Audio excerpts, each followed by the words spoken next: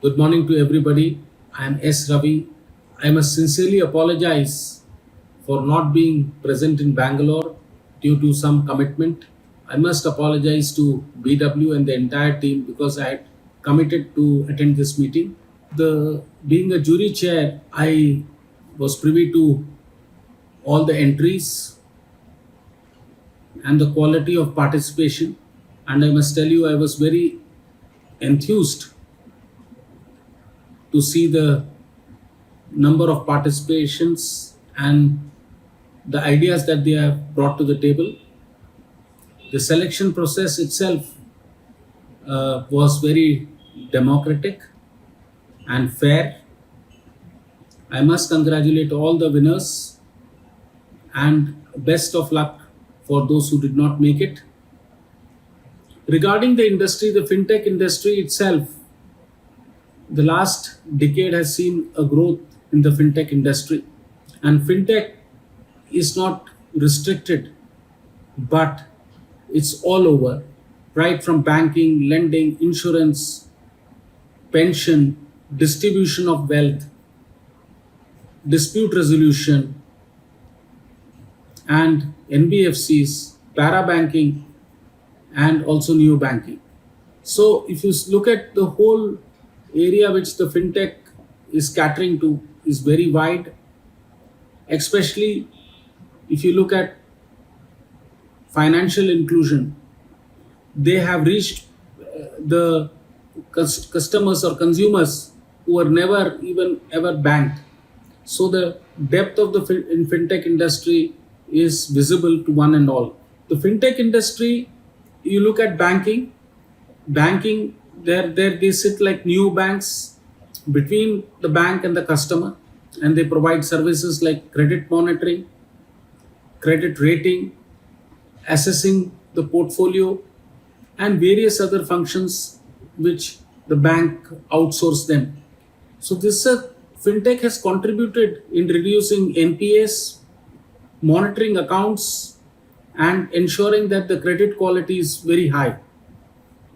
So especially if you look at smaller places, smaller towns, many of the fintech companies have reached there. So it is a very big encouraging sign that the banks are utilizing the fintech companies in their activities and have got them involved. Look at the insurance sector. In the insurance sector is growing, and it is getting sort of reforms are happening in the insurance sector, and there are a lot of insurance tech companies which have come into existence, and they are playing a big role. Not only are they spreading the message of insurance, because India is an underinsured country, and I think the fintech insurance companies are playing a major role in actually increasing the landscape and increasing the number of customers. It also helps the customers in faster resolution, claim settlement, etc. So the fintech is playing a major role sitting there, even claim assessment and claim disbursement. So if you look at the insurance sector also, they are playing a very big role. Now coming to lending, I'm not naming anybody but if you see the portfolio, if you look at the participants, and if you look at the number of fintech lending companies that have come into play are huge. The number of companies that are lending, and especially I have followed this industry very closely, and during COVID times when credit was not available or cash was not available, they really made a big impact by providing the necessary this thing, even to everybody who could not avail credit. They are also playing a major role in the SME and MSME sector, and it's a great thing, because this sector has been sort of a neglected sector where credit flow is not very easy, and of course, so this again has played the company has played a big role. These type of companies have played a big role in providing credit to the SME segment. So you look at all the segments, fintech has played a major role. Now let us see what are the challenges before them? The challenges before them are the regulatory environment which is changing, and new regulations are coming in, because nobody wants abuse of any credit or abuse of funds, because there have been some issues of where people have lost money. So people there is a very conscious effort by the regulators to plug in all the loopholes, and to see that fintech companies work within the governance structure that they have provided. So the regulatory challenge is going to be the biggest hurdle, because as we progress, we see that the regulatory challenges are going to increase, the compliance is going to increase, and similarly the cost of compliance will also increase for the fintech companies, and that is what is going to be the biggest thing to make themselves viable. They have to be efficient in their compliance and bring down the cost of compliance and operations. Now, coming to the second challenge, which I see, is the competition within themselves, and I see this happening because if you look at all the fintech companies, we are seeing that there is a huge amount of competition. They want to outbeat each one of them, and there is a lot of struggle for the space that is there. Though India is a big market, there are a lot of opportunities, but still the competition is going to be a very big factor in deciding how the fintech companies will survive.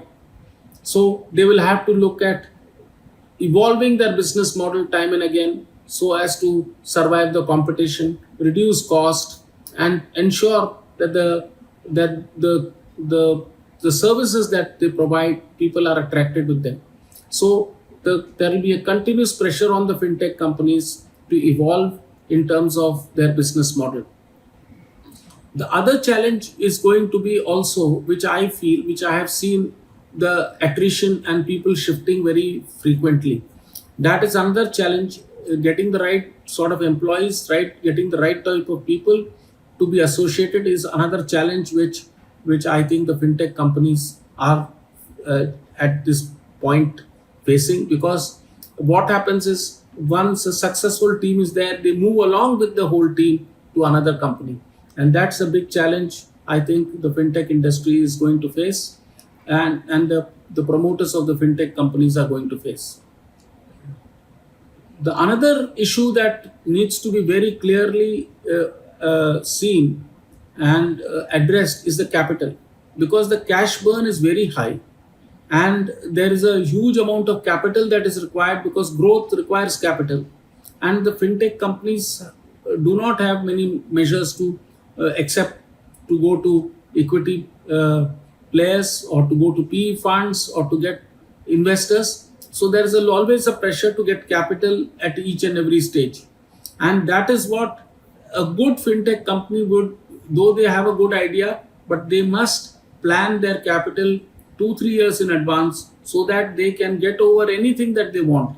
And that is very important, because what happens, capital comes with a cost, and the right type of capital also, who understand the business model, who support the company, is also very, very important. So capital constraint is going to be a major constraint. Then comes the banks whom they are associated with. The banks will choose those only with good services. The NBFCs will choose those fintech companies with good services, and I think that is going to be, of course, a challenge. Technological advances, well, yes, that the basics. All the promoters, most of them have good ideas, but they have to really be focused to see that when the technological advances, which are very fast and furious, I think they will have to keep pace with that, and that is one more issue that needs to be addressed. One issue that I always focus on, and I think there is a problem here, is the governance. The governance has to be put in place. People are not bothered too much about, they are bothered about the business, but they do not look at compliance. And I think that is one thing that every fintech company must look at very, very clearly. Even right at the inception, that their governance structure must be very clear, it must be very transparent, and it must take the test of time. One issue which is very common and it's in public domain, we see a lot of shareholder disagreements. Shareholder hiding something, not telling things, disagreements between the shareholders. Why does this happen? This happens because the principles are not clearly laid out when we start business. The roles are not clearly laid out when we start business. And the most important thing is a good shareholder agreement is a must. And without that, at some stage, one will have a problem. We are seeing it in multiple companies. Newspapers are full of it. I don't want to elaborate on any particular company, but even after having done 7, 8, 10 years of good work, they suffer because the shareholders are not too happy, or they have not selected the right shareholder, or they have not delivered to the shareholder, or there is an ambiguity and there is an issue between the shareholder and the company and the promoters. So these are the challenges that I have put across.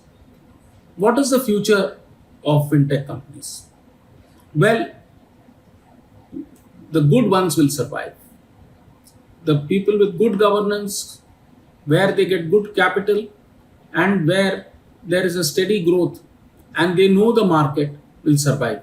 There is going to be a lot of competition, but the good fintech companies will survive because fintech companies' demand will be in multiple areas, including arbitration, including settlements, claim settlements, including lending, going to the places where there are non-banked areas. So the scope is unlimited, and I think what I see is, if the fundamentals are good and if everything is fine, I think you will see an excellent growth in the fintech industry. Some will perish because of lack of capital, etc., or because of whatever other reasons, but an idea which can take off and which is well presented with all the fundamental issues are addressed, it is going to be a very big success. That is what I feel. The scope of fintech industry, I'm sure, is going by 30% growth every year, and that's what I see. So I would like to just say that best of luck to all the fintech companies. Thank BW for inviting me. I wish I was there to have met you all personally.